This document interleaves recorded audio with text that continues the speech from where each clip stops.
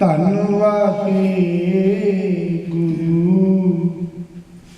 ਸਾਹਿਬ JIO. ਥਾਪਿਆ ਨ ਜਾਏ ਕੀਤਾ ਨ ਹੋਏ, ਆਪੇ ਆਪ ਨਿਰੰਜਨ ਸੋਏ। ਜਿਨ ਸੇਵਿਆ ਤਿਨ ਪਾਇਆ ਮਾਨ,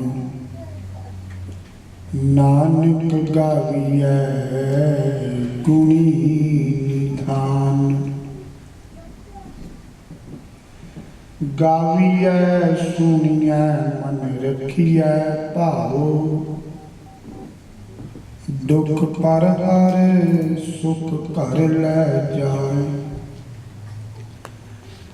ਗੁਰਮੁਖ ਨਾਦੰ ਗੁਰਮੁਖ ਵੇਦੰ, ਗੁਰਮੁਖ ਰਹਿਆ ਸਮਾਈ। ਗੁਰ ਈਸ਼ਰ ਗੁਰ ਗੋਰਖ ਬਰਮਾ, ਗੁਰ ਪਾਰਬਤੀ ਮਾਈ। ਜੇ ਹੋਂ ਜਾਣਾ ਆਖਾ ਨਾਹੀ, ਕਹਿਣਾ ਕਥਨ ਨ ਜਾਈ। ਗੁਰਾ ਇਕ ਦੇਹ 부ਝਾਈ, ਸਭਨਾ ਜੀਆਂ ਕਾ ਇਕ ਦਾਤਾ। ਸੋ ਮੈਂ ਵਿਸਰ ਨ ਜਾਈ।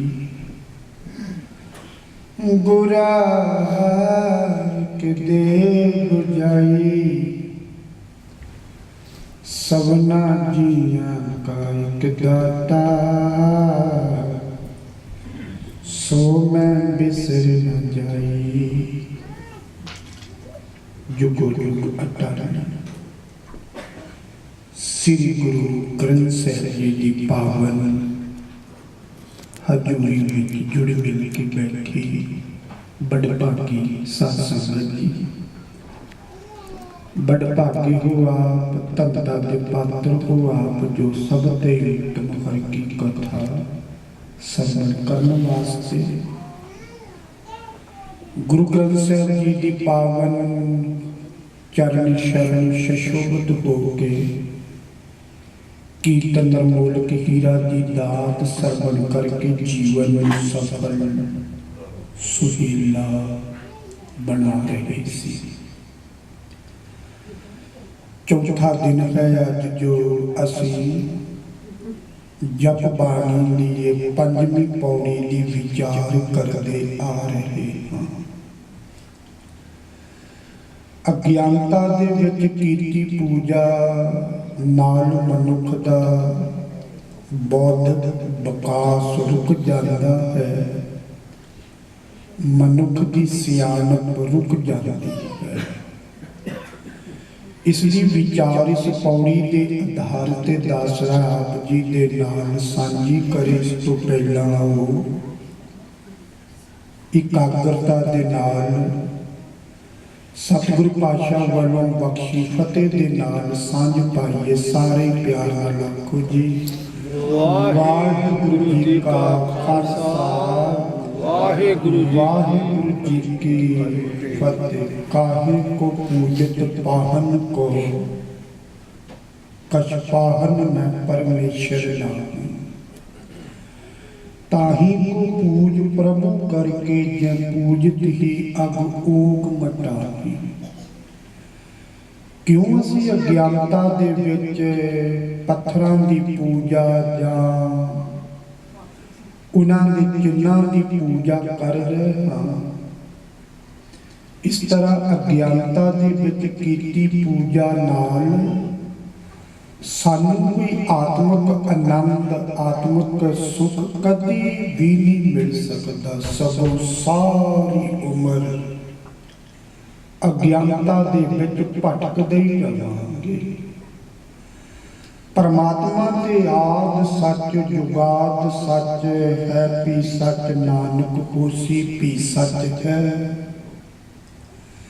ਅਕਾਲ ਪੁਰਖ ਨੂੰ ਤੇ ਬਣਾਉਣ ਦੀ ਜ਼ਰੂਰਤ ਹੀ ਨਹੀਂ ਹੈ। उते आद पूरण मद पूरण अंत पूरण परमेश्वर है उते।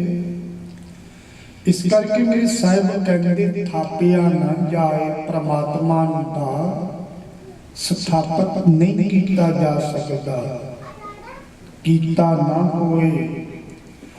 किसी मनुख का भी बनाया भगवान नहीं बनता, बेशक बनाने की कोशिश कर रहे हैं।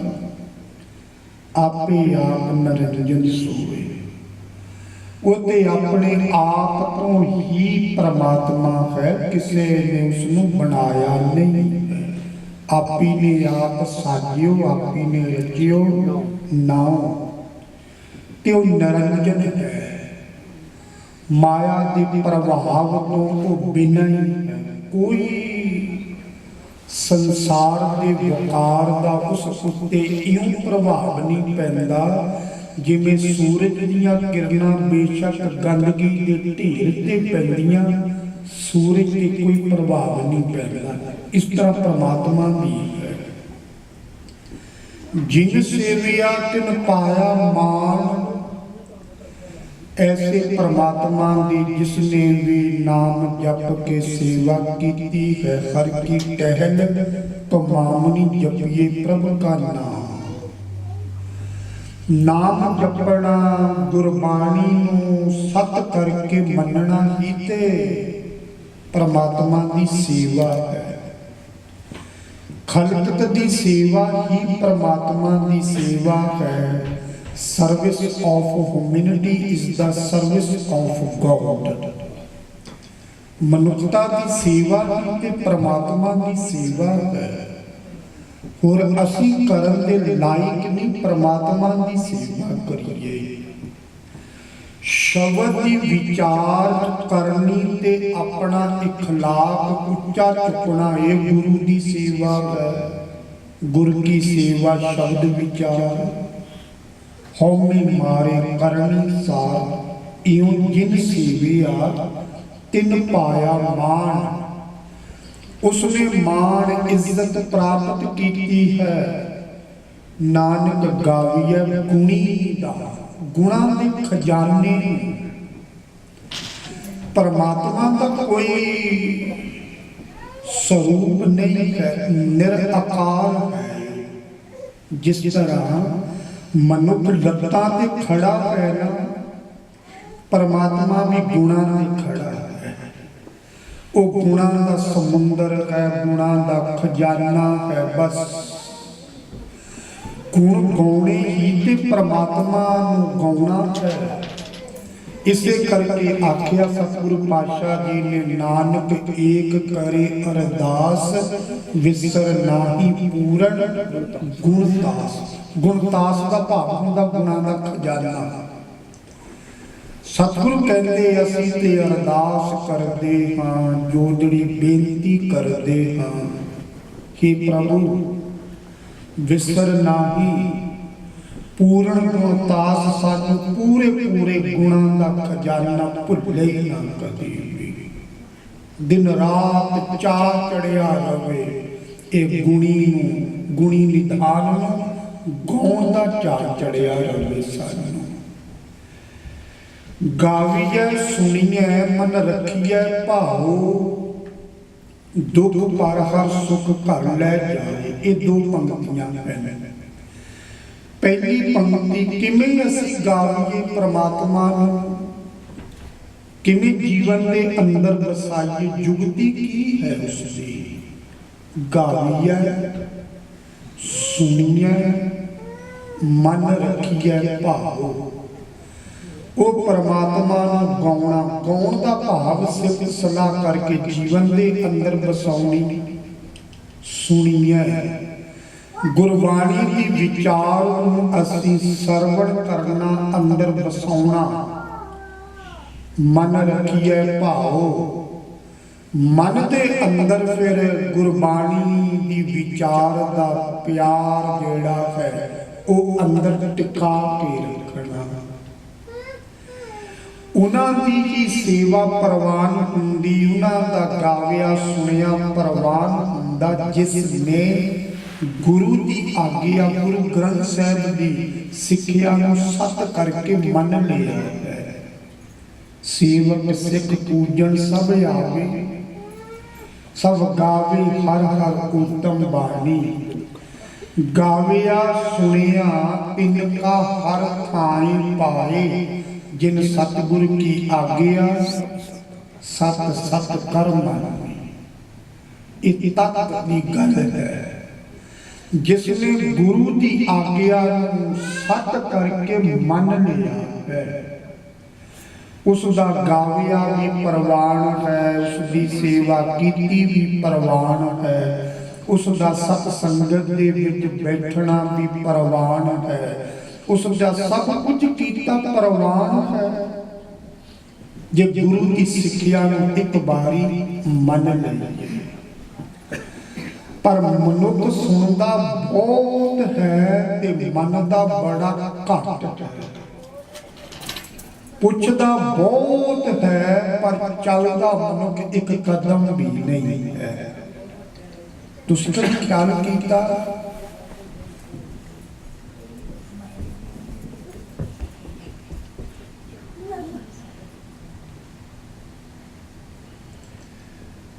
हाँ जी, गल्लां दी थोड़ी जी कृपा करो भी एकाग्रता बख्शो।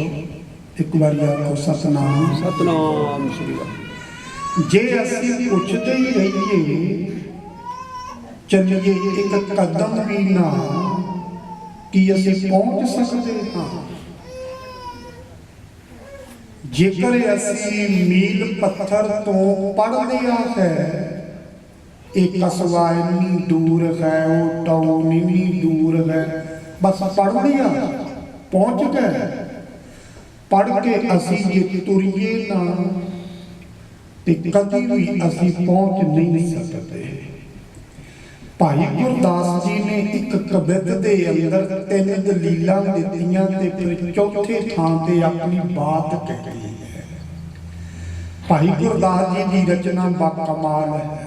675 कवित उन्हां दे कहने ते 40 उन्हां दीयां वारां कहने। कवितां दे अंदर 3 दलीलां दित्तियां ते साइंटिफिक दलीलां दित्तियां कहने ते वारां दे अंदर बड़ी खूबसूरती दे नाल अपनी गल नूं कहा है भाई गुरदास जी ने।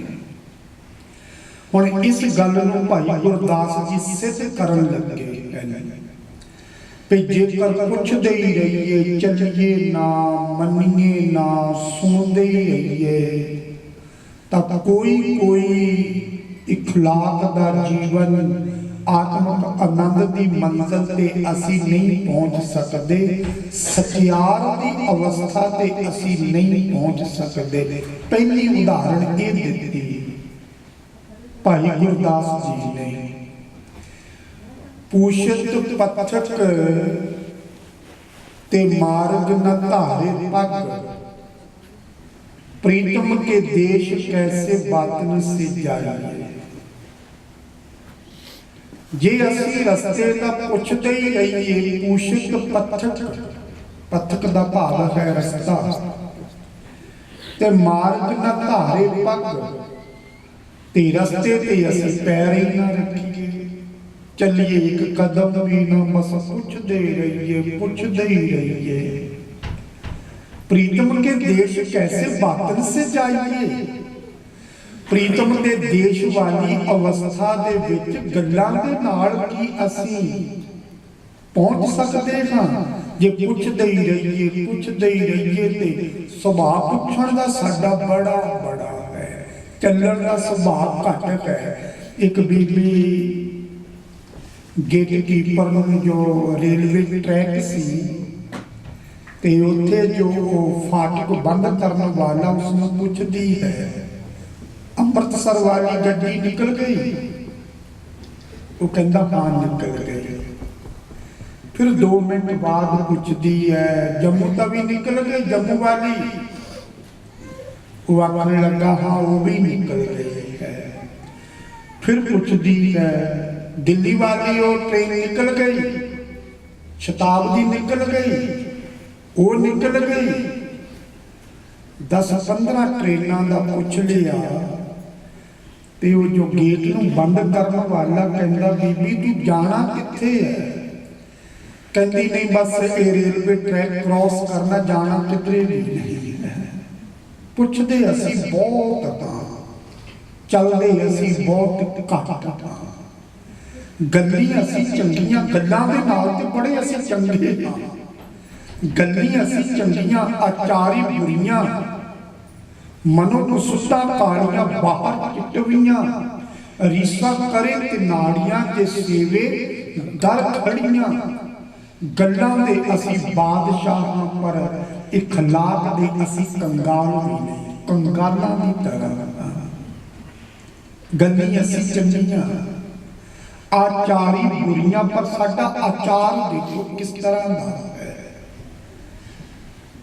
ਸਤਿਗੁਰੂ ਪਾਤਸ਼ਾਹ ਜੀ ਆਖਦੇ ਨੇ ਗੱਲੀ ਅਸੀਂ ਚੰਗੀਆਂ ਆਚਾਰੀ ਬੁਰੀਆਂ, ਮਨੋ ਕੁਸੁੱਤਾ ਕਾਲੀਆਂ ਬਾਹਰ ਚਿੱਟਵੀਆਂ, ਮਨ ਸਾਡੇ ਬੜੇ ਬੜੇ ਕੁਰਖਤ ਬਣੇ ਪਏ ਹਨ ਤੇ ਬਾਹਰੋਂ ਬਾਹਰੋਂ ਅਸੀਂ ਦਿਖਾਵੇ ਦੇ ਬੜੇ ਚੰਗੇ ਬੀਬੇ ਰਾਣੇ ਬਣੇ ਪਏ ਹਾਂ। ਰੀਸਾਂ ਕਰੇ ਤਨਾੜੀਆਂ ਜੇ ਸੇਵੇ ਦਰ ਖੜੀਆਂ, ਤੇ ਰੀਸਾਂ ਕਰਨ ਲੱਗੇ ਅਸੀਂ ਕੋਈ ਸਾਹ ਨਹੀਂ ਲੈਂਦੇ। ਖੈਰ ਬਾਤ ਲੰਬੀ ਨਾ ਹੋਵੇ, ਅੱਜ ਪੌੜੀ ਸੰਪੂਰਨ ਕਰ ਲੈਂਦੇ ਆਪਾਂ। ਭਾਈ ਗੁਰਦਾਸ ਜੀ ਇਹ ਪਹਿਲੀ ਗੱਲ ਕਹਿੰਦੇ ਹਨ, ਪੂਸ਼ਿਤ ਪਥਕ ਤੇ ਮਾਰਗ ਨਾ ਧਾਰੇ ਪਗ, ਪ੍ਰੀਤਮ ਕੇ ਦੇਸ਼ ਕੈਸੇ ਬਾਦਨ ਸੇ ਜਾਈਏ। ਰਸਤਾ ਪੁੱਛਦੇ ਹੀ ਰਹੀਏ, ਪੈਰ ਇੱਕ ਵੀ ਨਾ ਤੁਰੀਏ।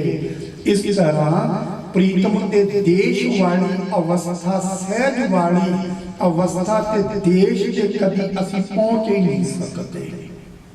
ਦੂਸਰੀ ਉਦਾਹਰਣ, ਇੱਕ ਬੰਦਾ ਰੋਗੀ ਹੈ ਤੇ ਉਹ ਵੈਦ ਦੇ ਕੋਲੋਂ ਦਵਾਈ ਪੁੱਛਦਾ ਹੀ ਰਹੇ, ਦਵਾਈ ਲੈ ਵੀ ਲਵੇ, ਚਲੋ ਖਾਵੇ ਨਾ, ਖਾ ਲਵੇ ਤੇ ਪਰਹੇਜ਼ ਨਾ ਰੱਖੇ, ਰੋਗ ਉਸ ਦਾ ਕਦੀ ਮਿਟ ਨਹੀਂ ਸਕਦਾ। ਭਾਈ ਗੁਰਦਾਸ ਜੀ ਕਹਿੰਦੇ ਨੇ, ਪੂਸ਼ਿਤ ਹੋ ਵੈਦ ਖਾਤ ਔਖਦ ਨਾ ਸੰਜਮ ਸੇ, कैसे मिटे रोग सुख सहज समाइए। वैद दे कोलों ते असीं पुछी जांदे हां, पूछत हों वैद खात औखद ना संयम से, दवाई भी ले लई पर संयम परहेज नहीं रखिया असीं, जो डॉक्टर ने दसिया पिया परहेज रख तूं, वो असीं रखिया नहीं। भाई गुरदास जी कहते कैसे मिटे रोग, रोग किस तरह मिट सकता जे दवाई तो बाद परहेज ना रखिया।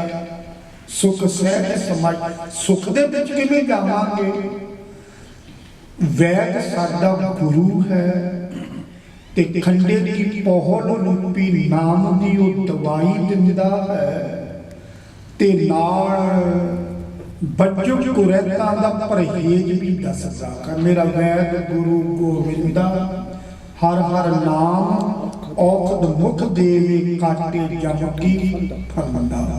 पर जे गुरु वैद दे कोलों असीं नाम दी दवाई, गुरबाणी दी सिक्ख्या दी दवाई, खंडे की पौहल रूपी दवाई ते ले लई असीं, पर जो उन्होंने बज्जर कुरैता तो संयम दसिया परहेज दसिया वो ना करके आया सी।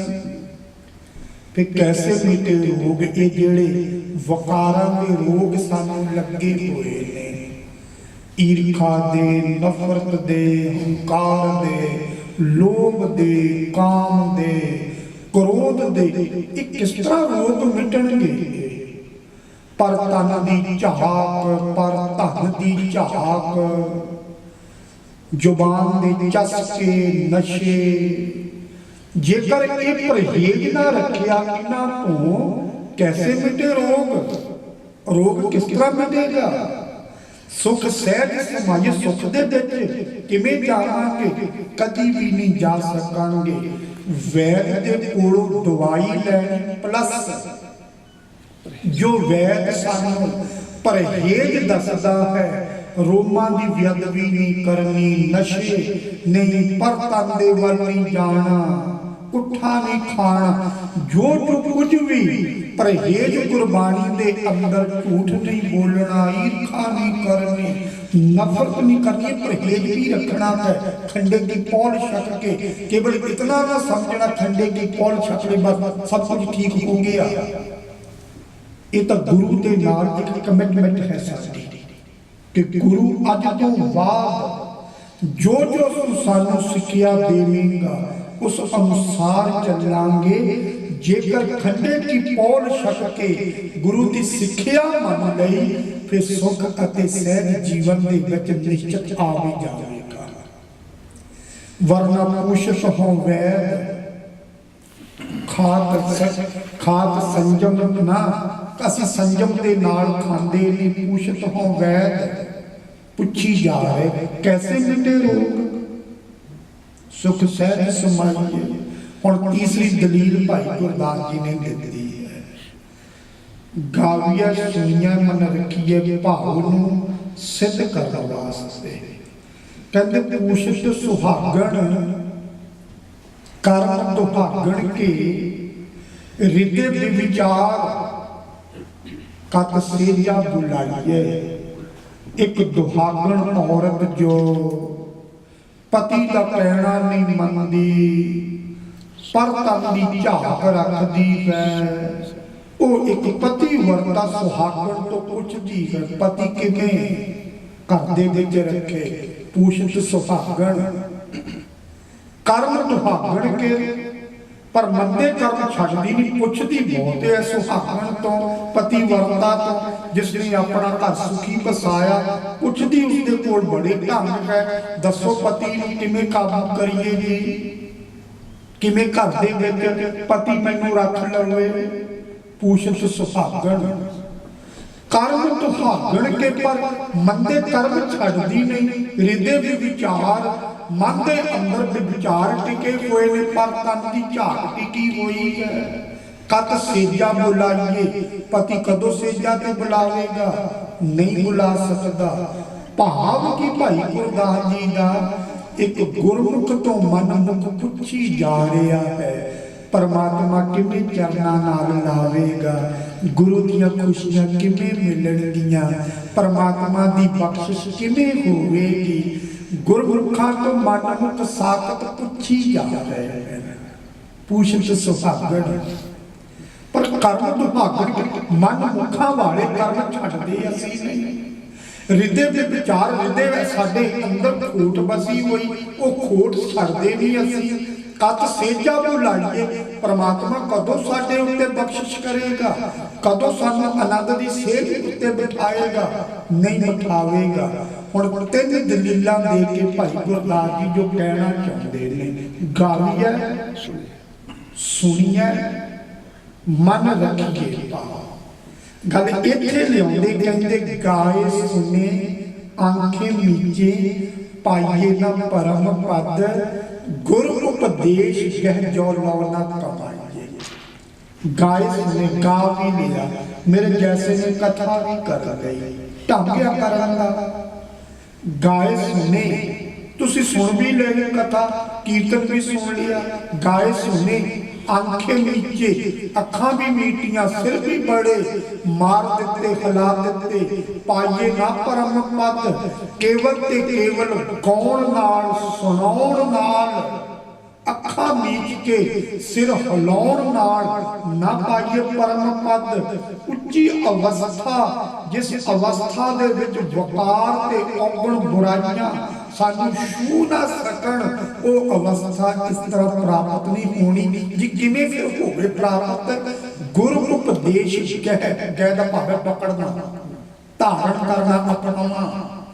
गुरु उपदेश कह जो लौ ना कमाइए, जदों तक गुरु दे उपदेश नूं असीं जीवन दे अंदर कमाउंदे रहिए, उदों तक जीवन की सुंदर कहावत नहीं कही जानी, उदों तक सचियार जीवन वाले असी नहीं हो सकना।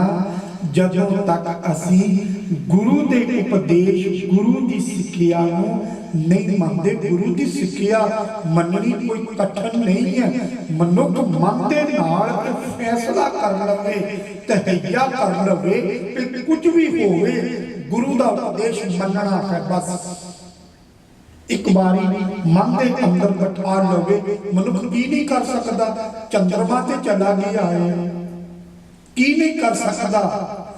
ਮਨ ਦੇ ਨਾਲ ਇੱਕ ਵਾਰ ਫੈਸਲਾ ਕਰ ਲਵੇ, ਅੱਜ ਤੋਂ ਬਾਅਦ ਆਪਣੀ ਮਤ ਦੇ ਨਾਲ ਜੇ ਸੁੱਖ ਨਹੀਂ ਮਿਲਿਆ, ਗੁਰੂ ਦੀ ਮਤ ਤੇ ਚੱਲ ਕੇ ਦੇਖਾਂ ਫਿਰ ਤੇ ਸੁੱਖ ਮਿਲੇਗਾ ਨਾ। ਨਿਸ਼ਚਿਤ ਹੈ ਗੁਰੂ ਦੀ ਮਤ ਤੇ ਚੱਲ ਕੇ ਕਦੀ ਜੀਵਨ ਦੇ ਅੰਦਰ ਦੁੱਖ ਨਹੀਂ ਬਣੇਗਾ। ਆਪਣੀ ਮਤ ਅਨੁਸਾਰ ਚੱਲ ਕੇ ਜੀਵਨ ਦੇ ਅੰਦਰ ਕਦੀ ਅੰਦਰਲਾ ਸੁੱਖ ਵੀ ਨਹੀਂ ਬਣੇਗਾ। ਗਾਏ ਸੁਨੇ ਆਂਖੇ ਮੀਚੇ ਪਾਈਏ ਨਾ ਪਰਮ ਪਦ, ਗੁਰੂ ਉਪਦੇਸ਼ ਕਹਿ ਜੋ ਲੋ ਨਾ ਕਮਾਈਏ।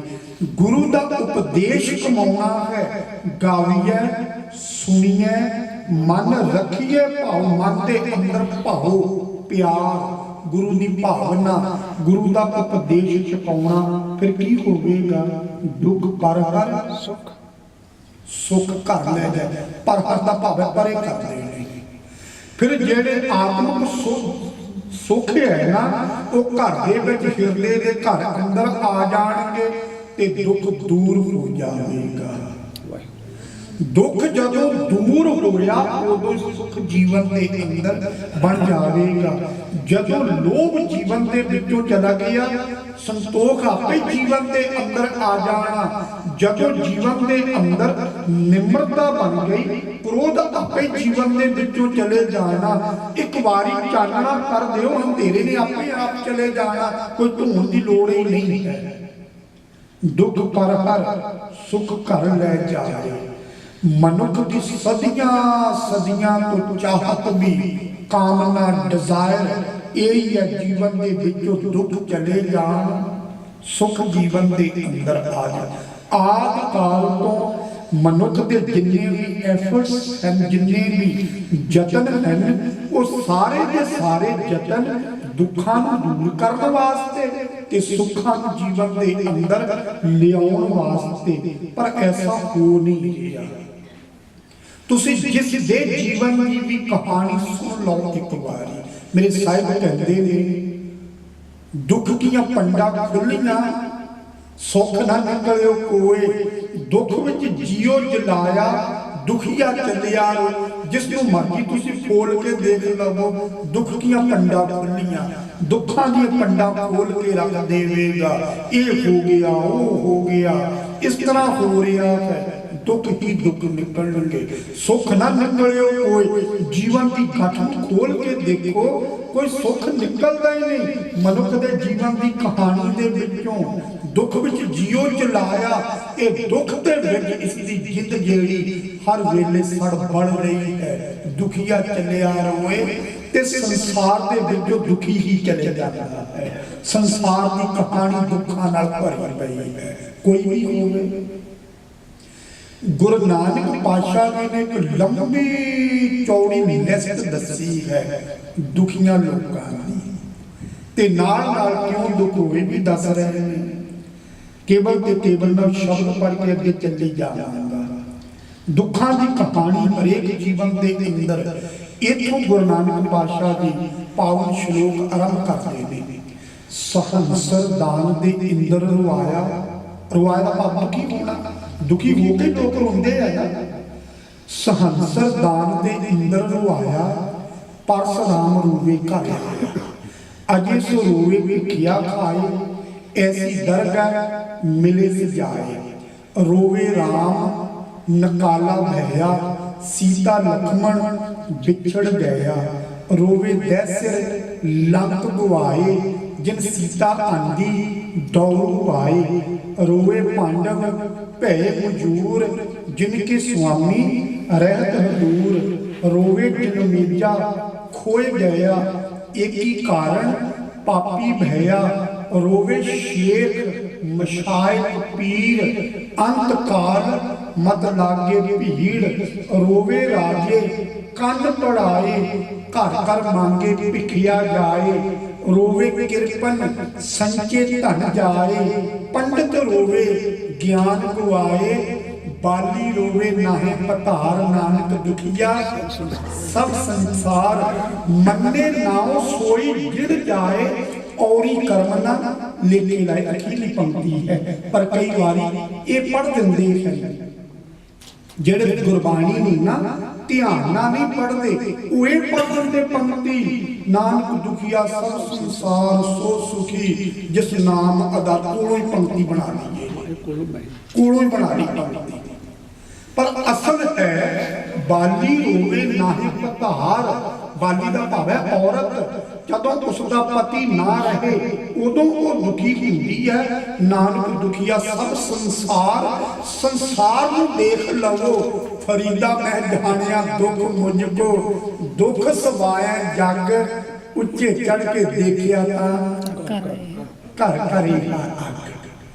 ਜਦ ਆਪਣੇ ਤੋਂ ਉੱਚਾ ਉੱਠ ਕੇ ਅਸੀਂ ਦੇਖੀਏ, ਇਹ ਦੁੱਖਾਂ ਦੀ ਅੱਗ ਤਾਂ ਹਰੇਕ ਦੇ ਘਰ ਹੀ ਬਲਦੀ ਹੈ। ਉਸ ਦਾ ਕਾਰਨ ਇੱਕੋ ਹੀ ਇੱਕ ਹੈ, ਅਸੀਂ ਸੁੱਖਾਂ ਦੇ ਸੋਮੇ ਨਾਲੋਂ ਟੁੱਟ ਗਏ।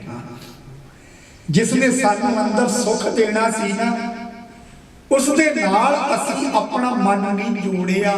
ਜਦਕਿ ਗੁਰੂ ਤੇਗ ਬਹਾਦਰ ਮਹਾਰਾਜ ਜੀ ਸਾਨੂੰ ਪੁਕਾਰ ਪੁਕਾਰ ਕੇ ਕਹਿੰਦੇ, ਹੋ ਦੁਨੀਆ ਦੇ ਲੋਕੋ, ਜੇ ਸੁੱਖ ਲੈਣਾ ਹੈ ਤਾਂ ਸੁੱਖਾਂ ਦੇ ਦਾਤੇ ਦੀ ਸ਼ਰਨ ਪੈ ਜਾਓ। ਸਭ ਸੁਖ ਦਾਤਾ ਰਾਮ ਹੈ, ਦੂਸਰ ਨਾਹਿਨ ਕੋਏ, ਕੋਹ ਨਾਨਕ ਸੁਨਰੇ ਮਨਾ, ਇਹ ਸਿਮਰਤ ਗਤ ਹੋਵੇ।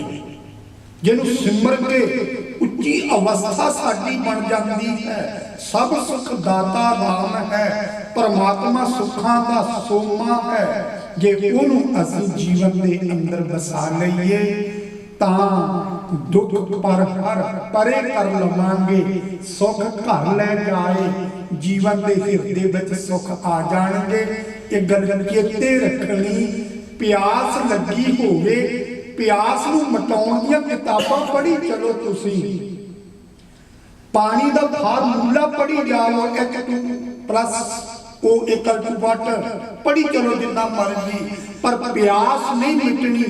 ਉਦੋਂ ਪਿਆਸ ਮਿਟਣੀ ਹੈ ਜਦੋਂ ਅਸੀਂ ਪਾਣੀ ਪੀਵਾਂਗੇ, ਜਦੋਂ ਅਸੀਂ ਸੁੱਖਾਂ ਦੇ ਸੋਮੇ ਨਾਲ ਜੁੜਦੇ ਹਾਂ, ਉਦੋਂ ਹੀ ਅੰਦਰੋਂ ਸਾਡੇ ਦੁੱਖਾਂ ਦੀ ਕਹਾਣੀ ਮੁੱਕਦੀ ਹੈ। ਇਸ ਕਰਕੇ ਗੁਰੂ ਤੇਗ ਬਹਾਦਰ ਮਹਾਰਾਜ ਜੀ ਕਹਿੰਦੇ, ਜੋ ਸੁਖ ਕੋ ਚਾਹੇ ਸਦਾ, ਸ਼ਰਨ ਰਾਮ ਕੀ ਲੇ, ਕਉ ਨਾਨਕ ਸੁਨ ਰੇ ਮਨਾ, ਦੁਰਲਭ ਮਾਨੁਖ ਦੇ।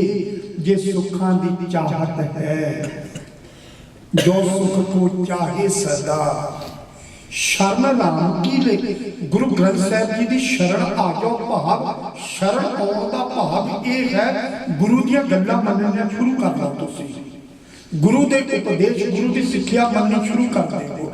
ਗੁਰੂ ਨਸ਼ਿਆਂ ਦਾ ਤਿਆਗ ਦੱਸਦਾ ਹੈ, ਤਿਆਗ ਦਿਓ ਨਸ਼ੇ। ਗੁਰੂ ਪਰ ਤਨ ਪਰ ਧਨ ਦਾ ਤਿਆਗ ਦੱਸਦਾ ਹੈ, ਤਿਆਗ ਦਿਓ ਤੁਸੀਂ। ਗੁਰੂ ਵਕਾਰਾਂ ਤੋਂ ਸੰਕੋਚ ਕਰਨ ਲਈ ਆਖਦਾ ਹੈ, ਸੰਕੋਚ ਕਰ ਲਓ। ਫਿਰ ਜੇ ਨਾ ਸੁੱਖ ਮਿਲਿਆ ਤੇ ਫਿਰ ਗੁਰੂ ਕੀ ਹੋਇਆ? ਇੱਕ ਵਾਰੀ ਗੁਰੂ ਦੀ ਸ਼ਰਨ, ਗੁਰੂ ਦੀ ਸ਼ਰਨ ਆਉਣ ਦਾ ਭਾਵ ਗੁਰੂ ਦਾ ਕਹਿਣਾ ਮੰਨ ਲਓ ਇੱਕ ਵਾਰੀ ਬਸ। ਫਿਰ ਦੁੱਖ ਪਰ ਹਰ, ਸੁਖ ਘਰ ਲੈ ਜਾਏ, ਹਿਰਦੇ ਘਰ ਦੇ ਅੰਦਰ ਫਿਰ ਸੁਖ ਬਣ ਜਾਵੇਗਾ।